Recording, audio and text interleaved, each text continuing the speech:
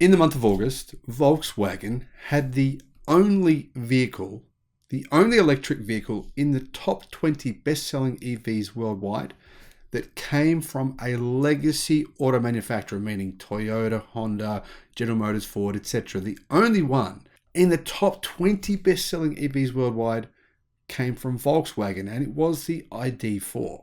But it's getting crucified on YouTube. Not only on YouTube, but all over the place, forums, etc. E4 Electric has just slammed the car, and he said this. This is why you shouldn't buy one. Hello, my friends. Welcome to the channel. I'm the Electric Viking. Great to see you. Welcome to all the new subscribers, and welcome back everyone else. Thank you for tuning in.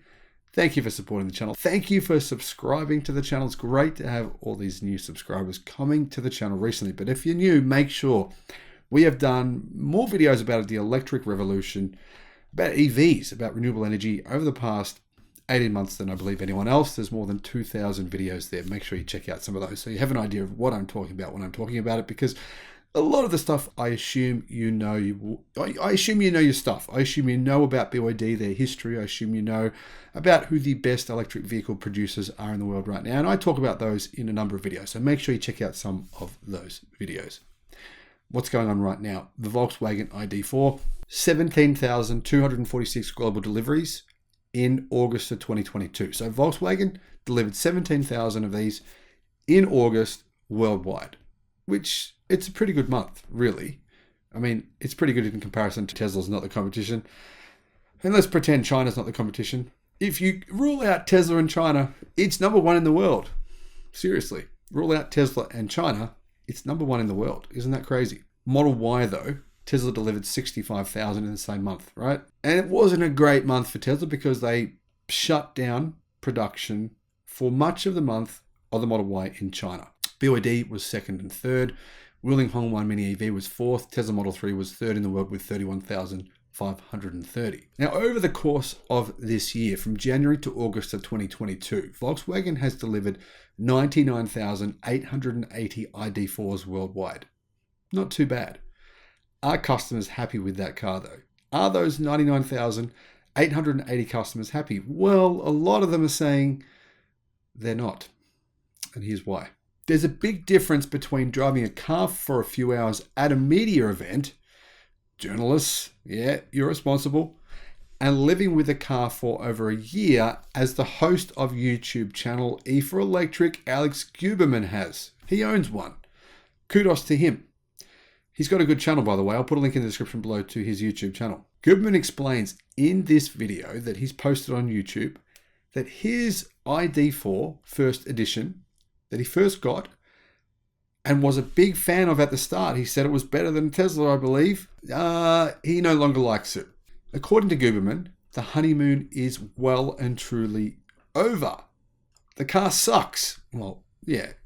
He sort of says that, actually. He's filing for a divorce if the relationship doesn't improve anytime soon. Inside EVs say, by relationship, I mean the consistent software glitches, bugs, and command failures that have not only plagued the vehicle since I got it, but seem to actually be getting worse, leading him to say he'd like to push the vehicle off a cliff. Now, Herbert Diess was blamed for software failures at Volkswagen. It wasn't Herbert Diess's fault. The reality is Volkswagen is trying to do something that, they hadn't done before. They want to do software in-house. It's not easy. Somehow the Chinese manufacturers seem to do it pretty easily, but for whatever reason, Legacy Auto is having a massive, bitch of a time figuring out how to do software themselves. And Volkswagen, they've admitted they're having a very difficult time. In fact, remember that point when ID3s and ID4s, in particular lots of ID3s, tens of thousands of them were sitting in a car park gathering dust because Volkswagen couldn't work out how to get the software to work in them? That's not some sort of Tesla fanboy comment. That's simply an objective reality. That is what happened. Now, some of the nagging issues Guberman claims that plagued the car are these. Now, these are not just from Guberman, by the way. Lots of owners have said the same things. The charger connector doesn't release as it should when unlocking the doors, number one. Number two, the tire pressure monitoring system gives false low pressure warnings and also fails to display the actual tire pressure. Number three, very long boot up period for the infotainment system. It's actually incredibly long. Number 4, Android Auto fails to connect and disconnects while driving. Number 5, while responding to voice messages, the audio lowers or turns off after the message is sent. Number 6, the center infotainment screen shuts off and reboots randomly. Number 7, the backup camera often doesn't work properly. Number 8, the smartphone app throws random error messages and takes too long to connect. Sounds wonderful to me. Buy a brand new car and deal with all this stuff. I feel for him, I do, genuinely. And to be honest, I actually like the Volkswagen ID4. It's just one of those cars that appeals to my sense of, I don't know, bizarre kind of weird mathematical logic, where I look at a car and I think, is that practical shape? And I look at the ID4 and I think, it's a very practical shape. It's fairly low, it's aerodynamic, it's shaped a bit like a station wagon, but it's got a short bonnet. It's actually an incredibly practical car. So it appeals to me for that reason. Plus, I do actually like Volkswagen, the brand. My dad owns them. He's got an Amarok. He's got a Golf. He wants to buy an EV from them, but he can't because they don't make any and sell any in Australia at all, period. None. Not even one. Anyhow, moving on.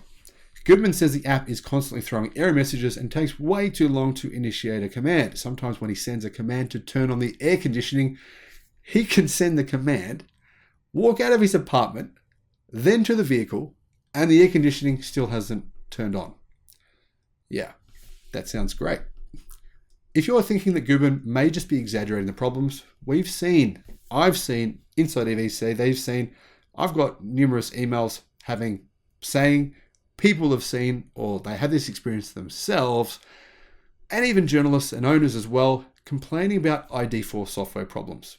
Additionally, Goodman pointed out that he recently ran a poll on his Facebook ID4 owners group that has nearly 12,000 members, asking if owners had problems with their vehicles and what type of issues they have experienced.